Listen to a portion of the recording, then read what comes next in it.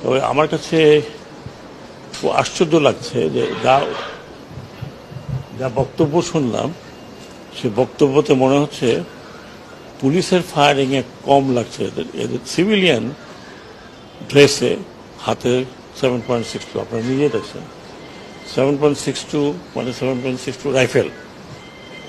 এখন ইনভেস্টিগেশন করার massive investigation দরকার যে এরা কারা, কাদের হাতে এই রাইফেল, যেটা প্রহিবিটেড রাইফেল, কাদের হাতে এটা আসছে, এই এলাকাতে কে কারা দিচ্ছে। এখানে শটগানও আছে। এখানে আমি যে কজনের দেখলাম, আমাদের ডাক্তার সাহেব যেগুলো দেখালেন এগুলো পুরো বুলেট 7.62।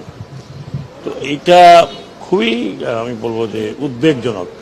এক তো পুলিশের হাতে আছে, ইউনিফর্ম তার হাতে আছে, কিন্তু সিভিল ড্রেসে কারা আনসার এলাকাতে গিয়ে তারা বাইরেও হয় নাই, তারা কিন্তু আনসার গেটের মধ্যে তাদেরকে এরকমভাবে ফায়ার করছে। আরও নাকি এখানে তো মাত্র 7-8 জন, ওদের আনসার যে হসপিটাল ফ্যাসিলিটি সেখানেও আছে।